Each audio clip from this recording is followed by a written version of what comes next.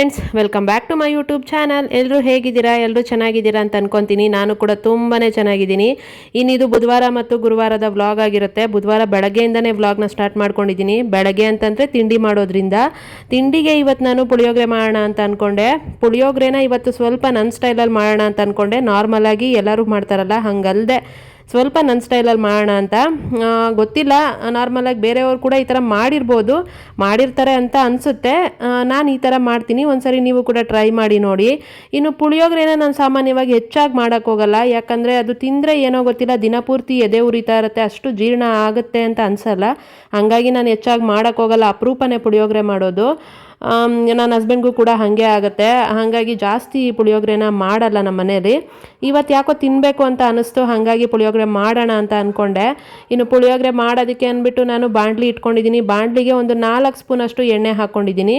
ಎಣ್ಣೆ ಚೆನ್ನಾಗಿ ಬಿಸಿ ಆದಮೇಲೆ ಸಾಸಿವೆ ಹಾಕ್ಕೊತೀನಿ. ಸಾಸಿವೆ ಸಿಡಿದ್ಮೇಲೆ ಕಡಲೆಬೇಳೆ, ಕಡಲೆಬೀಜ ಎರಡೂ ಹಾಕ್ಕೊಂಡಿದ್ದೀನಿ. ಬೇಕಿದ್ದರೆ ಕಡಲೆಬೀಜ ಸಪ್ರೇಟಾಗಿ ಹುರಿದು ಎತ್ತಿಟ್ಕೊಂಡು ಕೊನೆಯಲ್ಲಿ ಕೂಡ ಹಾಕ್ಕೊಬೋದು. ಅದು ಕೂಡ ತುಂಬ ಚೆನ್ನಾಗಿರುತ್ತೆ ಹಂಗೆ ಮಾಡಿದ್ರೆ. ನಾನಿವತ್ತು ಟೈಮ್ ಆಗಿದ್ದರಿಂದ ಅರ್ಜೆಂಟಲ್ಲಿ ಹಾಗೆ ಮಾಡಿಬಿಟ್ಟೆ, ತೆಗೆದಿಟ್ಟೆಲ್ಲ ಮಾಡೋಕ್ಕೆ ಹೋಗಲಿಲ್ಲ. ಇನ್ನು ಚೆನ್ನಾಗಿ ಹುರ್ಕೊಂಡಾದಮೇಲೆ ಬೆಳ್ಳುಳ್ಳಿ ಜಜ್ಜಿ ಇಟ್ಕೊಂಡಿದ್ದೆ ಮತ್ತು ಒಣಮೆಣಸಿನ್ಕಾಯಿ ಒಂದೆರಡು ತೊಗೊಂಡಿದ್ದೀನಿ. ಜೊತೇಲಿ ಕರಿಬೇವು ಕೂಡ ಹಾಕ್ಕೊತಾ ಇದ್ದೀನಿ ಒಗ್ಗರಣೆಗೆ. ಹಾಕ್ಕೊಂಡು ಸ್ವಲ್ಪ ಬೆಳ್ಳುಳ್ಳಿದು ಘಮ ಬಿಡಬೇಕು, ಅಲ್ಲಿ ತನಕ ಚೆನ್ನಾಗಿ ಫ್ರೈ ಮಾಡ್ಕೊಂಡಾದಮೇಲೆ ಹುಣಸೆ ಹುಳಿನ ಫಸ್ಟೇ ನೆನೆಸಿ ಇಟ್ಕೊಂಡಿದ್ನಲ್ವ, ಆ ಹುಣಸೆ ಹುಳಿನ ಹಾಕ್ಕೊತಾ ಇದ್ದೀನಿ. ಇವಾಗ ಸ್ವಲ್ಪ ಹುಣಸೆ ಹುಳಿ ಜಾಸ್ತಿ ಹಾಕ್ಕೊಂಡ್ರೆ ಚೆನ್ನಾಗಿರುತ್ತೆ. ಈ ಹುಣಸೆ ಹುಳಿ ಹಾಕೋದ್ರಿಂದನೇ ಎದೆ ಉರಿ ಬರೋದು, ಗ್ಯಾಸ್ಟ್ರಿಕ್ ಆಗೋದು. ಹುಣಸೆ ಹುಳಿ ಯೂಸ್ ಮಾಡಬೇಕಲ್ಲ ಅಂತಲೇ ನಾನು ಪುಳಿಯೋಗರೆ ಮಾಡಲ್ಲ ಹೆಚ್ಚಾಗಿ. ಇನ್ನು ಹುಣಸೆ ಹುಳಿನ ಹಾಕ್ಕೊಂಡಾದಮೇಲೆ ಇವಾಗ ನನ್ನ ಸೀಕ್ರೆಟ್ ಇಂಗ್ರೀಡಿಯೆಂಟ್ ಏನು ಅಂತಂದರೆ ನಮ್ಮ ಮನೆ ಸಾಂಬಾರು ಪುಡಿನ ನಾನು 1 ಸ್ಪೂನಷ್ಟು ಹಾಕ್ಕೊತೀನಿ. ಸಾಂಬಾರು ಪುಡಿ ಹಾಕ್ಕೊಂಡು ಮಾಡಿಕೊಂಡ್ರೆ ಚೆನ್ನಾಗಿರುತ್ತೆ ಟೇಸ್ಟ್ ಪುಳಿಯೋಗರೆನ. ಯಾರಾದರೂ ಟ್ರೈ ಮಾಡಿಲ್ಲ ಅಂದರೆ ಟ್ರೈ ಮಾಡಿ ನೋಡಿ ಬೇಕಿದ್ರೆ. ಅದಕ್ಕೆ ರುಚಿಗೆ ಎಷ್ಟು ಬೇಕೋ ಅಷ್ಟು ಉಪ್ಪು ಕೂಡ ಹಾಕ್ಕೊತಾ ಇದ್ದೀನಿ. ಇದ್ರ ಜೊತೇಲಿ ನಾನು ಸಕ್ಕರೆ ಹಾಕ್ಕೊತಾ ಇದ್ದೀನಿ 1 ಸ್ಪೂನಷ್ಟು. ಬೆಲ್ಲ ಇದ್ದರೆ ಬೆಲ್ಲ ಹಾಕ್ಕೊಬೋದು. ಬೆಲ್ಲ ಇರಲಿಲ್ಲ ನನ್ನ ಹತ್ರ, ಹಾಗಾಗಿ ಸಕ್ಕರೆ ಹಾಕಿದೆ ನಾನು. ಬೆಲ್ಲ ಹಾಕಿದ್ರೆ ಕೂಡ ಟೇಸ್ಟು ಚೆನ್ನಾಗಿರುತ್ತೆ. ಇನ್ನು ಅದನ್ನು ಹಾಕ್ಕೊಂಡು ಸ್ವಲ್ಪ ಮಿಕ್ಸ್ ಮಾಡಿಬಿಟ್ಟು ಜೊತೇಲಿ 1 ಸ್ಪೂನಷ್ಟು ಎಂಟಿ ಅರ್ದು ಪುಳಿಯೋಗರೆ ಪೌಡರು ಅದನ್ನು ಹಾಕ್ಕೊತಾ ಇದ್ದೀನಿ. ಬರೀ ಪುಳಿಯೋಗರೆ ಪೌಡ್ರ್ ಹಾಕಿ ಮಾಡೋದಕ್ಕಿಂತ ಈ ಥರ ಸಾಂಬಾರು ಪುಡಿ ಹಾಕ್ಕೊಂಡ್ರೆ ಎಕ್ಸ್ಟ್ರಾ ಅದೊಂಥರ ಟೇಸ್ಟು ಚೆನ್ನಾಗಿ ಕೊಡುತ್ತೆ. ಬೇಕಿದ್ರೆ ಟ್ರೈ ಮಾಡಿ ನೋಡಿ. ನಾನು ಈ ಥರ ಮಾಡ್ತೀನಿ ಪುಳಿಯೋಗರೆನ. ಇನ್ನು ಗೊಜ್ಜು ಸ್ವಲ್ಪ ಚೆನ್ನಾಗಿ ಎಣ್ಣೆ ಬಿಡೋವರೆಗೂ ಫ್ರೈ ಮಾಡ್ಕೊಬೇಕಾಗತ್ತೆ. ಚೆನ್ನಾಗಿ ಅದು ಎಣ್ಣೆ ತೇಲ್ ಬರುತ್ತೆ ಅಲ್ಲ, ಅಲ್ಲಿ ತನಕ ಫ್ರೈ ಮಾಡಿಕೊಂಡ್ರೆ ಗೊಜ್ಜು ಚೆನ್ನಾಗಾಗತ್ತೆ. ಸ್ವಲ್ಪ ಜಾಸ್ತಿ ಅಂದರೆ ಹುಣಸೆ ಹುಳಿ ನೀರು ಕಮ್ಮಿ ಹಾಕಿ ಹುಣಸೆ ಹುಳಿ ಗಟ್ಟಿಗೆ ಹಾಕ್ಕೊಂಬಿಟ್ಟು ಈ ಥರ ಮಾಡಿ ಇಟ್ಕೊಂಡ್ರೆ ಪುಳಿಯೋಗರೆನ ತುಂಬ ದಿನ ಇಟ್ಕೊಂಡು ಯೂಸ್ ಮಾಡ್ಬೋದು ಫ್ರಿಜ್ಜಲ್ಲಿ ಇಟ್ಕೊಂಡು. ನಾನು ಸ್ವಲ್ಪ ನೀರು ಜಾಸ್ತಿ ಹಾಕಿದೆ, ಯಾಕಂದರೆ ಒಂಚೂರು ಜಾಸ್ತಿನೇ ಮಾಡಬೇಕಿತ್ತು ಪುಳಿಯೋಗರೆ, ಹಾಗಾಗಿ. ಇನ್ನು ಅನ್ನ ಫಸ್ಟೇ ಮಾಡಿ ಇಟ್ಕೊಂಡಿದ್ನಲ್ಲ ಕುಕ್ಕರಲ್ಲಿ, ಅದನ್ನು ಆರೋದಕ್ಕೆ ಬಿಟ್ಟಿದ್ದೆ. ಅನ್ನನ ಆರಿಸ್ಬಿಟ್ಟು ಗೊಜ್ಜು ಕೂಡ ಆರಿಸ್ಬಿಟ್ಟು ಹಾಕ್ಕೊಂಡ್ರೆ ಪುಳಿಯೋಗರೆ ಟೇಸ್ಟು ಚೆನ್ನಾಗಿ ಬರುತ್ತೆ. ನಾನು ಸ್ವಲ್ಪ ಟೈಮ್ ಆಗಿದ್ದರಿಂದ ಅರ್ಜೆಂಟಲ್ಲಿ ಹಾಕಿ ಕಲಿಸ್ಬಿಟ್ಟೆ ಹಾಗೇನೆ. ಆದರೂ ಟೇಸ್ಟು ಚೆನ್ನಾಗೇ ಇರುತ್ತೆ. ಟ್ರೈ ಮಾಡಿ ನೋಡಿ ಬೇಕಿದ್ರೆ. ಈ ಥರ ಮಾಡಿಲ್ಲ ಅನ್ನೋದಾದರೆ ಬೇಕಿದ್ರೆ ಮೇಲೆ ಕೊತ್ತಂಬರಿ ಸೊಪ್ಪು ಹಾಕ್ಕೊಬೋದು. ನಾನು ಹಾಕಲ್ಲ ಪುಳಿಯೋಗರೆಗೆ ಕೊತ್ತಂಬರಿ ಸೊಪ್ಪನ್ನ, ನನಗದು ಅಭ್ಯಾಸನೇ ಇಲ್ಲ ಕೊತ್ತಂಬರಿ ಸೊಪ್ಪು ಹಾಕೋದು ಪುಳಿಯೋಗರೆಗೆ. ಇನ್ನೂ ಪುಳಿಯೋಗರೆ ಕೂಡ ರೆಡಿನೂ ಆಯಿತು. ಇನ್ನೂ ತಿಂಡಿ ಕೂಡ ಮಾಡ್ಕೊಂಡ್ವಿ ನಾವು.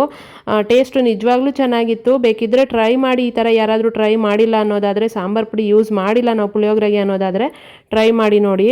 ಇನ್ನು ತಿಂಡಿ ಕೂಡ ಮುಗಿಸ್ಕೊಂಡಾದಮೇಲೆ ನನಗೆ ಸ್ವಲ್ಪ ಕೆಲಸ ಇತ್ತು. ಅಂದರೆ ಒಂದು ಸೀರೆ ಕುಚ್ಚು ಹಾಕೋದಿತ್ತು, ಅದನ್ನು ಹಾಕಬೇಕಿತ್ತು.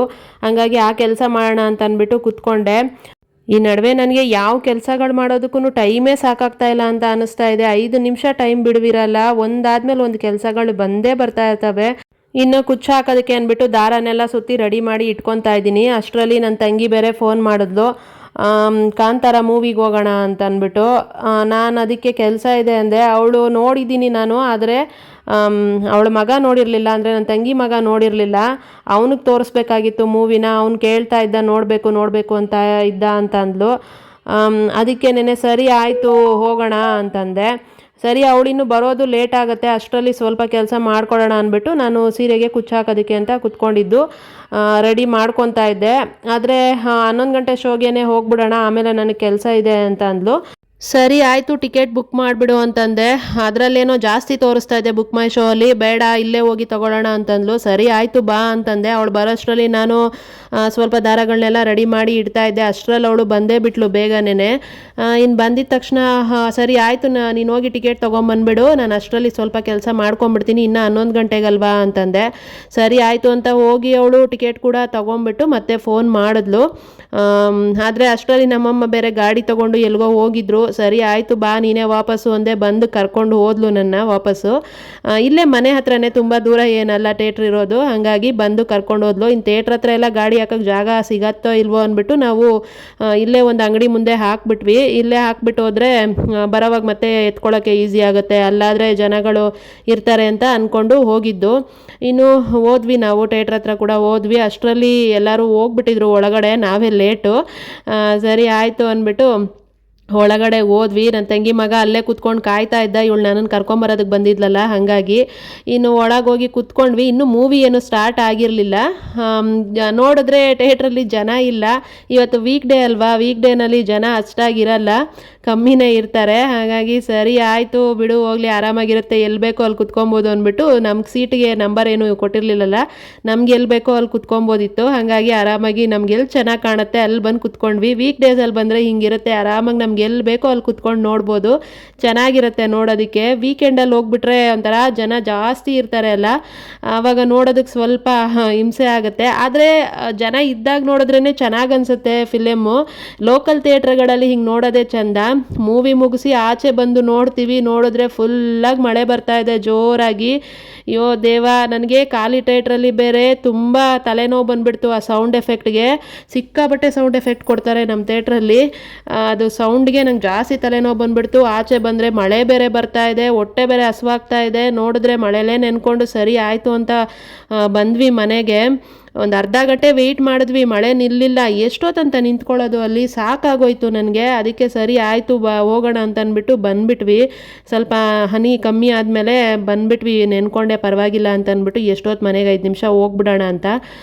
ಮನೆಗೆ ಬರೋಷ್ಟೊತ್ತಿಗಾಗಲೇ 2:15 ಆಗೋಗಿತ್ತು ಟೈಮು. ಇನ್ನು ಬಂದಿದ್ದ ತಕ್ಷಣ ನಾನು ಊಟ ಕೂಡ ಮಾಡೋಕ್ಕಾಗಲಿಲ್ಲ, ಟೈಮ್ ಆಗೋಗಿದ್ರಿಂದ. ಬಟ್ಟೆ ಬೇರೆ ಬೆಳಗ್ಗೆ ಒಗೆದು ಒಣಗಾಕ್ಬಿಟ್ಟಿದ್ನಲ್ಲ, ಬಟ್ಟೆಗಳೆಲ್ಲ ನೆಂದು ಮುದ್ದೆ ಆಗೋಗಿದ್ವು. ಸೀರೆಗಳೆಲ್ಲ ಹಾಕ್ಬಿಟ್ಟಿದ್ದೆ. ಅಯ್ಯೋ ಯಾಕಪ್ಪ ಬೇಕಿತ್ತು, ಸುಮ್ಮನೆ ಮನೇಲಿ ಇದ್ದಿದ್ರೆ ಆಗಿರಲಿಲ್ವ, ಇವಾಗ ಯಾಕೆ ಬೇಕಿತ್ತು ನನಗೆ ಮೂವಿಗೆ ಹೋಗೋದು ಅನ್ನೋ ಥರ ಆಗ್ಬಿಡ್ತು. ತಲೆ ಬೇರೆ ಸಿಕ್ಕಾಪಟ್ಟೆ ನೋವು ಬಂದುಬಿಡ್ತು ಆ ಸೌಂಡ್ ಎಫೆಕ್ಟ್ಗೆ. ಅಷ್ಟು ಜೋರಾಗಿ ಸೌಂಡ್ ಎಫೆಕ್ಟ್ ಕೊಡ್ತಾರೆ ನಮ್ಮ ಥಿಯೇಟ್ರಲ್ಲಿ. ಅದರಲ್ಲೂ ಆ ಮೂವಿನಲ್ಲಿ ಅವ್ರು ಕಿಚ್ಚಾಡೋದೆಲ್ಲ ಇದೆ ಅಲ್ಲ, ಸಿಕ್ಕಾಬಟ್ಟೆ ಅದೊಂಥರ. ಆದರೆ ಮೂವಿ ಮಾತ್ರ ಸಖತ್ತಾಗಿದೆ, ಅಲ್ಟಿಮೇಟ್ ಆಗಿದೆ ಮೂವಿ ಮಾತ್ರ. ಯಾರಾದರೂ ಇನ್ನೂ ನೋಡಿಲ್ಲ ಅನ್ನೋದಾದರೆ ನಿಜವಾಗ್ಲೂ ಹೋಗಿ ನೋಡಿ ಮೂವಿನ, ನಿಜವಾಗ್ಲೂ ಸಖತ್ತಾಗಿದೆ ಮೂವಿ ಮಾತ್ರ. ಆದರೆ ಖಾಲಿ ಥಿಯೇಟ್ರಲ್ಲಿ ಸಿಕ್ಕಾಬಟ್ಟೆ ಎಂಜಾಯ್ ಮಾಡ್ಕೊಂಡು ನೋಡಿದ್ವಿ ನಾವು ಮೂವಿನ. ಆದರೆ ಸೌಂಡ್ ಎಫೆಕ್ಟ್ಗೆ ನನಗೆ ತಲೆನೋವು ಬಂದಿದ್ದು, ಸಿಕ್ಕಾಪಟ್ಟೆ ಜಾಸ್ತಿ ಸೌಂಡ್ ಕೊಟ್ಟಿದ್ರಲ್ಲ, ಹಾಗಾಗಿ. ಇನ್ನು ಮೂವಿ ನೋಡಿದ್ದು ಆಯಿತು, ಖುಷಿನೂ ಆಯಿತು. ಆದರೆ ಹೋಗಿದ್ದಕ್ಕೆ ತಲೆನೋವು ತರಿಸ್ಕೊಂಡು ಬಂದೆ ಅಷ್ಟೇನೆ. ಜೊತೇಲಿ ಬಟ್ಟೆಗಳು ಬೇರೆ ನೆಂದು ಮುದ್ದೆ ಆದ್ವಲ್ಲ, ಅದನ್ನು ತೆಗ್ದಾಕಿರಲಿಲ್ಲ, ಹಾಗೆ ಹೋಗ್ಬಿಟ್ಟಿದೆ. ಅಂದರೆ ನಾನು ಹೋದಾಗ ಅವಾಗಷ್ಟೇ ಹಾಕ್ಬಿಟ್ಟು ಹೋಗಿದ್ದಿದ್ದು, ಬರೋಷ್ಟೊತ್ತಿಗೆ ಎಲ್ಲ ನೆಂದೋಗಿದ್ವು. ಇನ್ನು ಮಳೆಯಲ್ಲಿ ಓಡಾಡ್ಕೊಂಡು ಬಂದು ಜೊತೇಲಿ ಊಟ ಕೂಡ ಮಾಡಿಲ್ಲ, ಮತ್ತೆ ಕೆಲಸ ಮಾಡೋಣ ಅಂತ ಕೂತ್ಕೊಂಡೆ. ಅದು ನೋಡಿದ್ರೆ ಕೆಲಸ ಕೂಡ ಆಗಲಿಲ್ಲ, ಕೆಲಸ ಕೂಡ ಅರ್ಧಂಬರ್ಧ ಆಗೋಯ್ತು. ಮತ್ತೆ ಲೈವ್ ಮಾಡಬೇಕಿತ್ತು, ಲೈವ್ ಸ್ಟಾರ್ಟ್ ಮಾಡಿಕೊಂಡು ಅದನ್ನು ಮಾಡಿ ಮುಗಿಸ್ಕೊಂಡು ಜೊತೆಯಲ್ಲಿ ಲೈವ್ಗೆ ಬೇರೆಯವ್ರ ಲೈವ್ಗೆಲ್ಲ ಸಪೋರ್ಟ್ ಮಾಡಿಕೊಂಡು ಇದೇ ಆಗೋಯ್ತು ಫುಲ್ ಡೇ ನಂದು. ಇನ್ನು ಕೆಲಸ ನನಗೆ ಮುಗ್ಸೋಕ್ಕೆ ಆಗಲಿಲ್ಲ. ತಿರ್ಗಾ ರಾತ್ರಿಗೆ ಅಂತ ಅಂದ್ಬಿಟ್ಟು ಇನ್ನು ಡಿನ್ನರ್ಗೆ ರೆಡಿ ಮಾಡ್ಕೊಬೇಕಲ್ಲ, ಏನಾದರೂ ಊಟಕ್ಕೆ ರೆಡಿ ಮಾಡೋಣ ಅಂತ ಅಂದ್ಕೊಂಡು ಬಂದೆ. ಚಪಾತಿ ಹಿಟ್ಟು ಕಲಸಿಟ್ಟಿದ್ದೆ, ಅದಕ್ಕೇ ಈಗ ಹೆಸ್ರು ಕಾಳು ಜೊತೆಯಲ್ಲಿ ಮೊಟ್ಟೆ ಹಾಕಿ ಹೆಸ್ರು ಕಾಳು ಎಗ್ ಬುರ್ಜಿ ಮಾಡ್ತಾಯಿದ್ದೀನಿ. ಈ ಥರ ಎಗ್ ಬುರ್ಜಿನ ಸುಮಾರು ಜನ ಮಾಡಿರಲ್ಲ ಅಂತ ಅನಿಸುತ್ತೆ, ನನಗನ್ನಿಸ್ದಂಗೆ. ಚೆನ್ನಾಗಿರುತ್ತೆ, ಟ್ರೈ ಮಾಡಿ ನೋಡಿ ಬೇಕಿದ್ದರೆ. ಅದಕ್ಕೆ ಅದನ್ನೇ ಮಾಡೋಣ ಅಂದ್ಬಿಟ್ಟು ಬೆಳಗ್ಗೆನೇ ಹೆಸ್ರು ಕಾಳು ನೆನೆಸಿದ್ದೆ. ಅದು ಹೆಸ್ರು ಕಾಳು ನೆನೆಸಿದ್ದು ನಾನು ಬೇರೆ ಮಾಡೋಣ ಅಂದ್ಬಿಟ್ಟು ಮೊಟ್ಟೆ ಸಾರು ಮಾಡೋಣ ಅಂತ ಅಂದ್ಕೊಂಡಿದ್ದು. ಇನ್ನು ಮಧ್ಯಾಹ್ನ ಈ ಥರ ಆಯ್ತಲ್ವಾ, ಹಾಗಾಗಿ ಅದನ್ನು ಮಾಡಲಿಲ್ಲ. ಇನ್ನು ಹೆಸ್ರು ಕಾಳು ವೇಸ್ಟ್ ಆಗುತ್ತೆ ಅಂದ್ಬಿಟ್ಟು ಸರಿ ಎಗ್ ಬುರ್ಜಿ ಮಾಡ್ಕೊಂಬಿಡೋಣ, ನೈಟ್ಗೆ ಚಪಾತಿ ಎಗ್ ಬುರ್ಜಿ ಚೆನ್ನಾಗಿರುತ್ತೆ ಅಂತ ಅಂದ್ಕೊಂಡೆ. ಅದಕ್ಕೆ ಸರಿ ಅಂದ್ಬಿಟ್ಟು ಹೆಸ್ರು ಕಾಳನ್ನ ಬೇಯಿಸಿ ಇಟ್ಕೊಂಡು ಇವಾಗ ಒಂದು ಬಾಣಲಿ ಇಟ್ಕೊಂಡಿದ್ದೀನಿ. ಬಾಣಲಿಗೆ ಎಣ್ಣೆ ಹಾಕ್ಕೊಂಡಿದ್ದೀನಿ, ಒಂದು 4 ಸ್ಪೂನಷ್ಟು. ಜೊತೆಲಿ ಸಾಸಿವೆ ಹಾಕಿ, ಸಾಸಿವೆ ಸಿಡಿದ್ಮೇಲೆ ಈರುಳ್ಳಿ, ಮೆಣಸಿನ್ಕಾಯಿ, ಕರಿಬೇವು ಹಾಕ್ಕೊಂಡು ಚೆನ್ನಾಗಿ ಫ್ರೈ ಮಾಡ್ಕೊತೀನಿ ಈರುಳ್ಳಿ ಕೆಂಪಗಾಗೋ ತನಕ. ಈರುಳ್ಳಿ ಚೆನ್ನಾಗಿ ಫ್ರೈ ಮಾಡ್ಕೊಂಡಾದ್ಮೇಲೆ ಹೆಸರು ಕಾಳನ್ನ ಹಾಕ್ಕೊಂಡಿದ್ದೀನಿ, ಬೇಯಿಸಿಟ್ಕೊಂಡಿರೋ ಹೆಸರು ಕಾಳನ್ನ ಹಾಕ್ಕೊಂಡು ಹೆಸರು ಕಾಳು ಕೂಡ ಚೆನ್ನಾಗಿ ಫ್ರೈ ಮಾಡಿ ಸ್ವಲ್ಪ ಹೊತ್ತು ಫ್ರೈ ಮಾಡಿಕೊಂಡು ಆಮೇಲೆ ಅದಕ್ಕೆ ಒಂದು 3 ಮೊಟ್ಟೆನ ಒಡೆದಾಕೊತಾ ಇದ್ದೀನಿ. ಜಾಸ್ತಿ ಏನು ಮಾಡ್ತಾ ಇಲ್ಲ, ಯಾಕಂದರೆ ನಮ್ಮಮ್ಮ ತಿನ್ನಲ್ಲ, ನಾನು ಕೂಡ ಅಷ್ಟಾಗಿ ತಿನ್ನಲ್ಲ. ನನಗೆ ಎಗ್ ಬುರ್ಜಿ ತಿಂದರೆ ಹೊಟ್ಟೆ ನೋವು ಬಂದುಬಿಡುತ್ತೆ, ಹಾಗಾಗಿ ಜಾಸ್ತಿ ತಿನ್ನೋಕ್ಕೆ ಹೋಗಲ್ಲ ನಾನು.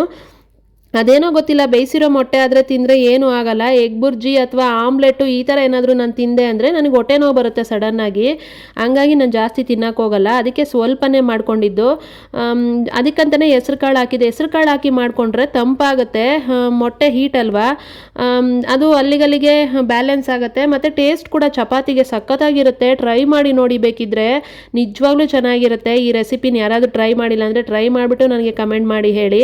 ಇನ್ನು ಚೆನ್ನಾಗಿ ಈ ಥರ ಮೊಟ್ಟೆ ಫುಲ್ಲಾಗಿ ಚೆನ್ನಾಗಿ ಬೇಯಬೇಕು, ಚೆನ್ನಾಗಿ ಫ್ರೈ ಆಗಬೇಕು, ಅಲ್ಲಿ ತನಕ ಈ ಥರ ಫ್ರೈ ಮಾಡ್ಕೊಬೇಕು. ಹಸಿ ಇರಬಾರ್ದು, ತಿನ್ನೋದಕ್ಕೆ ಚೆನ್ನಾಗಿರಲ್ಲ. ಈ ಥರ ಫ್ರೈ ಮಾಡಿಕೊಂಡ್ರೆ ಸಕ್ಕತ್ತಾಗಿರುತ್ತೆ ಚಪಾತಿ ಜೊತೆಯಲ್ಲಿ ತಿನ್ನೋದಕ್ಕೆ. ಇನ್ನಿದು ರಾತ್ರಿ ಊಟ ನಮ್ಮದು. ರಾತ್ರಿ ಊಟ ಕೂಡ ಆಯಿತು. ಇನ್ನು ರಾತ್ರಿ ನಾನು ಅಷ್ಟೇ ವಿಡಿಯೋನ ಕಂಟಿನ್ಯೂ ಮಾಡಲಿಲ್ಲ. ಇನ್ನು ಬೆಳಗ್ಗೆಯಿಂದ ಅಂದರೆ ಗುರುವಾರ ಬೆಳಗ್ಗೆ ನಾನು ಮತ್ತೆ ವಿಡಿಯೋನ ಕಂಟಿನ್ಯೂ ಮಾಡ್ತಾ ಇರೋದು. ಇನ್ನು ಬೆಳಗ್ಗೆನೇ ಗುರುವಾರ ಅಲ್ವಾ, ಇನ್ನು ಮನೆ ಕ್ಲೀನ್ ಮಾಡಬೇಕಾಗಿತ್ತು ಇವತ್ತು. ಇನ್ನು ಮನೆಯಲ್ಲಿ ಪೂಜೆ ಮತ್ತು ರಾಯರ ಮಠಕ್ಕೆ ಹೋಗೋದು ಇದೆಲ್ಲ ಇರುತ್ತೆ ಅಲ್ಲ, ಇನ್ನು ಅದಕ್ಕೆ ಮನೆ ಕ್ಲೀನ್ ಮಾಡ್ಕೊಳ್ಳೋದಕ್ಕೆ ಅಂತ ಸ್ಟಾರ್ಟ್ ಮಾಡಿಕೊಂಡೆ. ಇನ್ನು ಮನೆಯೆಲ್ಲ ಕಸ ಗುಡಿಸ್ಕೊಂಡೆ ಬೆಳಗ್ಗೆನೇ, ಅಂದರೆ ಎದ್ದಿದ ತಕ್ಷಣ ಮಾಮೂಲಿಯಾಗಿ ನನ್ನ ಕೆಲಸಗಳೇನಿರುತ್ತೆ ಅದನ್ನು ಮುಗಿಸ್ಕೊಂಡು ಮನೆಯೆಲ್ಲ ಕಸ ಗುಡಿಸ್ಕೊಂಡೆ. ಇನ್ನು ಆಚೆ ಕೂಡ ಎಲ್ಲನೂ ಇವತ್ತು ನೀರು ಹಾಕಿ ತೊಳಿಲಿಲ್ಲ, ಯಾಕಂದರೆ ಮಳೆ ರಾತ್ರಿ ಎಲ್ಲನೂ ಹನಿ ಹಾಕಿದೆ, ಬೆಳಗ್ಗೆ ತನಕ ಹನಿ ಹಾಕಿದೆ. ಇನ್ನು ಸುಮ್ಮನೆ ನೀರು ಹಾಕಿದ್ರೆ ಮನೆ ಬಾಗಿಲೆಲ್ಲ ಮತ್ತೆ ರಚ್ಚಾಗುತ್ತೆ, ಅದನ್ನು ತುಳ್ಕೊಂಡು ಓಡಾಡಬೇಕು, ಅದು ಆರೋ ತನಕ ಒಂಥರ ಇರುತ್ತೆ ಕಚಪಿಚ ಅಂತ ಅಂದ್ಕೊಂಡು ಇವತ್ತು ನಾನು ನೀರು ಹಾಕಕ್ಕೆ ಹೋಗಲಿಲ್ಲ. ಹಾಗೆ ಮಾಪಲ್ಲಿ ಒರೆಸ್ಕೊಂಡಿದ್ದೀನಿ, ಆಚೆ ಎಲ್ಲನೂ ಕಸ ಗುಡಿಸ್ಕೊಂಡಿದ್ದೆ ಅಲ್ಲ ಮುಂಚೆನೇ, ಮಾಪಲ್ಲೆಲ್ಲ ನೀಟಾಗಿ ಒರೆಸ್ಕೊತಾ ಇದ್ದೀನಿ. ಒರೆಸ್ಕೊಂಡಾದ್ಮೇಲೆ ಇನ್ನು ನಾನು ಬಾಗಿಲನ್ನೆಲ್ಲ ಅಂದರೆ ಹೊಸಲನ್ನೆಲ್ಲ ಈ ಥರ ಬಟ್ಟೆನಲ್ಲಿ ಒಂದ್ಸರಿ ಒರೆಸ್ಕೊಂಡು ನೀಟಾಗಿ ಇನ್ನು ಅರಿಶಿನ ಕುಂಕುಮ ಇಟ್ಬಿಟ್ಟು ರಂಗೋಲಿ ಹಾಕ್ಕೊಳ್ಳೋದು. ಇವತ್ತೊಂದು ಸಿಂಪಲ್ಲಾಗಿ ಒಂದು ರಂಗೋಲಿ ಬಿಡಿಸಿದ್ದೀನಿ. ಆ ರಂಗೋಲಿ ಕೂಡ ಸುಮ್ಮನೆ ಹಾಗೆ ಟ್ರೈ ಮಾಡಿದೆ. ಅದು ನೋಡಿದ್ದೆ ನಾನು ಮುಂಚೆ, ಆದರೆ ಅದು ಇನ್ನೂ ದೊಡ್ಡದಾಗಿ ಬಿಡಿಸಿದ್ರೆ ಇನ್ನೂ ಸಖತ್ತಾಗಿ ಬರುತ್ತೆ ರಂಗೋಲಿ. ನನಗೆ ಜಾಗ ಇರಲಿಲ್ಲ ಮತ್ತು ಅರ್ಜೆಂಟಾಗಿ ಹಾಕಬೇಕಿತ್ತಲ್ಲ, ಹಾಗಾಗಿ ಹಾಕಿದ್ದು ಚಿಕ್ಕದಾಗಿ ಚೆನ್ನಾಗಿದೆ. ಸಿಂಪಲ್ ರಂಗೋಲಿ, ಬೇಗ ಹಾಕ್ಕೊಂಬಿಡ್ಬೋದು. ಟ್ರೈ ಮಾಡಿ ನೋಡಿ ಬೇಕಿದ್ದರೆ.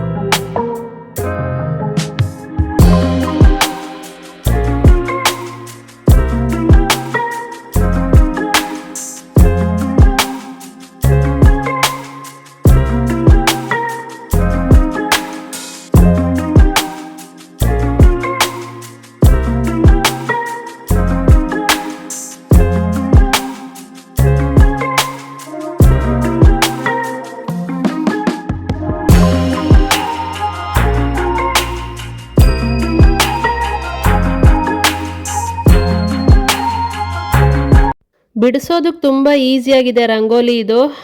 ಆದರೆ ಇದನ್ನು ದೊಡ್ಡದಾಗಿ ಹಾಕಿದ್ರೆ ಇನ್ನೂ ಸಖತ್ತಾಗಿ ಬರುತ್ತೆ ರಂಗೋಲಿ, ಚೆನ್ನಾಗಿರುತ್ತೆ. ದೊಡ್ಡದಾಗಿ ಹಾಕ್ಬಿಟ್ಟು ಅದ್ರ ಸೆಂಟ್ರಲ್ಲಿ ಕಲರ್ಸ್ ಎಲ್ಲ ಹಾಕ್ಬಿಟ್ರೆ ಸಖತ್ತಾಗಿ ಕಾಣುತ್ತೆ ರಂಗೋಲಿ. ನಾನಿವತ್ತು ಸಿಂಪಲ್ಲಾಗಿ ಈ ಥರ ಬಿಡಿಸ್ಕೊಂಡಿರೋದು. ಹೆಂಗಿತ್ತು ಈ ರಂಗೋಲಿ, ಹೆಂಗಿದೆ ಅಂತ ನನಗೆ ಕಮೆಂಟ್ ಮಾಡಿ ಹೇಳಿ ಆಯಿತಾ. ಇನ್ನು ರಂಗೋಲಿ ಎಲ್ಲ ಬಿಡಿಸ್ಕೊಂಡಾದ್ಮೇಲೆ ಬಾಗಿಲು ಈ ಥರ ಕಾಣಿಸ್ತಾ ಇರುತ್ತೆ. ತುಳಸಿ ಗಿಡದ ಹತ್ರ ಈ ಥರ ಸಿಂಪಲ್ಲಾಗಿ ಒಂದು ಹಾಕ್ಕೊಂಡಿದ್ದೀನಿ ಅಷ್ಟೇನೆ. ಟೈಮ್ ಆಗೋಗಿತ್ತು ಅರ್ಜೆಂಟಾಗಿ, ಹಾಗಾಗಿ ಇನ್ನು ಬಾಗಿಲ ಹತ್ರ ಈ ಥರ ಇದೆ ರಂಗೋಲಿ. ನಾನು ರಂಗೋಲಿ ಹೆಂಗಿದೆ ಅಂತ ಕಮೆಂಟ್ ಮಾಡಿ ಹೇಳಿ, ಮಿಸ್ ಮಾಡಿದೆ. ಇನ್ನು ರಂಗೋಲಿ ಎಲ್ಲ ಹಾಕಾದ್ಮೇಲೆ ಮಾಮೂಲಿಯಾಗಿ ಮನೆ ಕ್ಲೀನಿಂಗ್ ಎಲ್ಲ ಆಗುತ್ತೆ, ಅಂದರೆ ಮನೆಯೆಲ್ಲ ಒರೆಸಿ ಎಲ್ಲ ಮಾಡಿ ನೀರಿಟ್ಕೊಂಡು ನಾನು ಕೂಡ ಸ್ನಾನ ಮಾಡಿ ರೆಡಿಯಾಗಿ ಇನ್ನು ದೇವರಿಗೆ ರೆಡಿ ಮಾಡ್ಕೊಳ್ಳೋಕ್ಕೆ ಅಂತ ಬಂದಿದ್ದು. ಇವತ್ತು ಸ್ವಲ್ಪ ಕೆಲಸ ಜಾಸ್ತಿನೇ ಇದ್ದಿದ್ದರಿಂದ ನಾನು ದೇವ್ರ ಹತ್ರ ಅಂದರೆ ಪೂಜೆ ಐಟಮ್ಸು ಎಲ್ಲ ತೆಗೆದು ಏನೂ ಮಾಡ್ತಾ ಇಲ್ಲ, ಅದನ್ನೆಲ್ಲ ನಾಳೆ ಮಾಡ್ಕೊಳ್ಳೋಣ ಅಂತ ಇವತ್ತು ಬರೀ ಒಣಗಿರೋ ಹೂವು ತೆಗೆದು ಧೂಳು ತೆಗೆದು ದೇವ್ರಿಗೆ ದೀಪ ಹಚ್ಬಿಡೋಣ ಅಂತ ಅಂದ್ಕೊಂಡೆ. ಯಾಕಂದರೆ ಸೀರೆ ಹೇಳಿದ್ನಲ್ವ, ನೆನ್ನೆ ಮೂವಿ ಮೂವಿಗೆ ಹೋಗಿ ಬಂದಿದ್ದ ಪರಿಣಾಮ ನನಗೆ ಸೀರೆ ಮುಗ್ಸೋಕ್ಕಾಗಲಿಲ್ಲ. ಅರ್ಧಂಬರ್ಧ ಕೆಲಸ ಆಯಿತು, ಎಲ್ಲ ಕೆಲಸ ಅರ್ಧಂಬರ್ಧ ಆಗೋಯ್ತು. ಒಂದು ಮೂವಿಗೆ ಹೋಗಿ ಬಂದಿದ್ದಕ್ಕೆ ನನಗೆ ಇಷ್ಟೊಂದು ಎಲ್ಲ ಟೈಮ್ ಡಿಫ್ರೆನ್ಸ್ ಆಗೋಯ್ತು. ಏನೇನು ಕೆಲಸ ಮಾಡಬೇಕು ಅಂತ ಅಂದ್ಕೊಂಡು ಏನೂ ಮಾಡೋಕ್ಕಾಗಿಲ್ಲ. ಎಲ್ಲ ಕೆಲಸನೂ ಹಂಗಂಗೆ ಉಳ್ದೋಗ್ಬಿಟ್ವು. ಹಾಗಾಗಿ ಇವತ್ತು ಇನ್ನು ದೇವ್ರ ಪೂಜೆಗೆ ನಾನಂದರೆ ಪೂಜೆ ಐಟಮ್ಸ್ ಎಲ್ಲ ತೊಳಿತಾ ನಿಂತ್ಕೊತೀನಿ ಅಂದರೆ ಏನಿಲ್ಲ ಅಂದರೂ ನನಗೆ 1 ಅವರ್ ಮೇಲೆ ಆಗುತ್ತೆ. ಇನ್ನು ಅದನ್ನು ಮಾಡ್ತಾ ನಿಂತರೆ ನನಗೆ ಮತ್ತೆ ಈ ಕೆಲಸಗಳಾಗಲ್ಲ ಅಂತಂದ್ಬಿಟ್ಟು ಸರಿ ಆಯ್ತು ಅದನ್ನು ನಾಳೆ ಮಾಡ್ಕೊಂಬಿಡೋಣ ಅಂತ ಅಂದ್ಕೊಂಡು ಆ ಕೆಲಸ ನನಗೆ ಬಿಟ್ಟು ಅಂದರೆ ಬರೀ ಒಣಗಿರೋ ಹೂವೆಲ್ಲ ತಕ್ಕೊಂಡು ಧೂಳೆಲ್ಲ ಒರೆಸ್ಕೊಂಡೆ, ಕ್ಲೀನಾಗಿ ಒರೆಸ್ಕೊಂಡು ಮಾಮೂಲಿಯಾಗಿ ಎಣ್ಣೆ ಹಾಕ್ಬಿಟ್ಟು ದೇವ್ರಿಗೆ ದೀಪ ಹಚ್ಕೊಂಡಿದ್ದೀನಿ ಅಷ್ಟೇನೆ. ಇನ್ನು ಅಂದರೆ ದೇವ್ರ ಗುಡಿನ ನಾಳೆ ಕ್ಲೀನ್ ಮಾಡ್ಕೊಳ್ಳೋಣ ಅಂತ ಅಂದ್ಬಿಟ್ಟು ಇನ್ನು ಪೂಜೆ ಎಲ್ಲ ಮಾಡ್ಕೊಂಡಾದ್ಮೇಲೆ ಮತ್ತೆ ನನಗೆ ಕೆಲಸ ಇತ್ತಲ್ಲ, ಬೇಗ ಮಾಡಬೇಕಿತ್ತು. ಅವ್ರು ಫೋನ್ ಮಾಡ್ತಾನೇ ಇದ್ದರು, ಸೀರೆ ಆಯ್ತಾ ಅಂತ. ನಾನು ಮಾಡೇ ಇರಲಿಲ್ಲ. ನೆನ್ನೆ ಪಿಕ್ಚರ್ಗೆ ಹೋಗಿದ್ದು ಕೂಡ ಅವ್ರಿಗೆ ಹೋಗಿದ್ದೆ ಅಂತ ಹೇಳಲಿಲ್ಲ, ನಾನು ಇರಲಿಲ್ಲ ಮನೇಲಿ ಅಂತ ಅಂದ್ಬಿಟ್ಟೆ ಸುಮ್ಮನೆ. ಹಿಂಗಾಗಿತ್ತು ಕತೆ ನಮ್ಮದು. ಇನ್ನು ಅವ್ರೇನಾದ್ರು ನನ್ನ ವೀಡಿಯೋ ನೋಡಿದ್ರೆ ಗ್ಯಾರಂಟಿ ಬೈಕೊಂತಾರೆ ನನ್ನ ಚೆನ್ನಾಗಿ. ಏನು ಮಾಡಲಿ ನಾನು, ಹಿಂಗಾಯಿತು. ಅವಳು ಸಡನ್ನಾಗಿ ಫೋನ್ ಮಾಡಿದ್ಲು, ಇನ್ಯಾರೂ ಇಲ್ಲ ಜೊತೆಯಲ್ಲಿ, ಒಬ್ಬಳೇ ಹೋಗಬೇಕು ಆ ಹುಡುಗನ ಕರ್ಕೊಂಡು ಅಂತಂದ್ಲು. ಇನ್ನು ಅವನು ನೋಡಿಲ್ಲ, ಕರ್ಕೊಂಡು ಹೋಗ್ತಾ ಇಲ್ಲ ಅಂತ ಇದ್ದ, ಹಂಗಾಗಿ ಹೋಗಿದ್ದಾಯಿತು. ಹಂಗಾಗಿ ಈ ಕೆಲಸಗಳು ಈ ಥರ ಆದವು. ಒಂದು ಪಿಕ್ಚರ್ಗೆ ಹೋಗಿದ್ದಕ್ಕೆ ನನ್ನ ದಿನ ಎಲ್ಲ ಉಲ್ಟಾ ಪಲ್ಟಾ ಆಗೋಯ್ತು. ಇನ್ನು ಸರಿ ಅಂತ ಅಂದ್ಬಿಟ್ಟು ಅದಕ್ಕಂತಲೇ ದೇವ್ರ ಗುಡಿನ ಇಷ್ಟು ಮಾತ್ರ ಕ್ಲೀನ್ ಮಾಡಿಕೊಂಡು ಹೂವು ಎಲ್ಲ ಇಟ್ಬಿಟ್ಟು ದೇವರಿಗೆ ದೀಪ ಹಚ್ಚಿ ಪೂಜೆ ಕೂಡ ಮಾಡಿಕೊಂಡೆ. ಇನ್ನು ಪೂಜೆ ಮಾಡ್ಕೊಂಡಾದ್ಮೇಲೆ ರಾಯರ ಮಠಕ್ಕೂ ಕೂಡ ಹೋಗಬೇಕಲ್ವ ಇವತ್ತು. ಹೋಗೋ ಐಡಿಯಾ ಏನೂ ಇರಲಿಲ್ಲ, ಬೇಡ ಅಂತಲೇ ಅಂದ್ಕೊಂಡೆ, ಯಾಕಂದರೆ ಕೆಲಸ ಜಾಸ್ತಿ ಇದ್ದಿದ್ದರಿಂದ. ಆದರೆ ನಮ್ಮಮ್ಮ ಹೋಗಿ ಬರೋಣ ಅಂತಂದರು. ಸರಿ ಆಯಿತು ಅಷ್ಟು ಹೇಳಿದ್ಮೇಲೆ ಇನ್ನು ರಾಯರೇ ಬಾ ಅಂತ ಇರೋವಾಗ ನಾನು ಹೋಗದೆ ಹೋದರೆ ಸರಿ ಹೋಗಲ್ಲ ಅಂತ ಅಂದ್ಬಿಟ್ಟು ಸರಿ ಅಂತ ಮನೇಲಿ ಪೂಜೆ ಮುಗಿಸ್ಬಿಟ್ಟು ಇನ್ನು ರಾಯರ ಮಠಕ್ಕೂ ಕೂಡ ಹೋಗಿ ಬಂದ್ವಿ. ರಾಯರ ದರ್ಶನ ಮಾಡಿಕೊಂಡು ಪ್ರಸಾದ ತಗೊಂಡು ಬಂದ್ವಿ ಅಲ್ಲಿಂದ. ಇನ್ನು ಈ ವ್ಲಾಗ್ ಕೂಡ ಇಲ್ಲಿಗೇನೆ ಎಂಡ್ ಮಾಡ್ತಾ ಇದ್ದೀನಿ. ನೆಕ್ಸ್ಟ್ ವ್ಲಾಗಲ್ಲಿ ಸಿಗ್ತೀನಿ. ಈ ವ್ಲಾಗ್ ನಿಮ್ಗೆ ಏನಾದರೂ ಇಷ್ಟ ಆಗಿದ್ರೆ ಪ್ಲೀಸ್ ಒಂದು ಲೈಕ್ ಮಾಡಿ, ಶೇರ್ ಮಾಡಿ, ಸಬ್ಸ್ಕ್ರೈಬ್ ಮಾಡ್ಕೊಳ್ಳಿ. ನೆಕ್ಸ್ಟ್ ವ್ಲಾಗಲ್ಲಿ ಸಿಗ್ತೀನಿ. ಟೇಕ್ ಕೇರ್, ಬಾಯ್ ಬಾಯ್ ಎಲ್ಲರಿಗೂ. ರಾಯರು ಒಳ್ಳೇದು ಮಾಡಲಿ ಎಲ್ಲರಿಗೂ. ಬಾಯ್ ಬಾಯ್.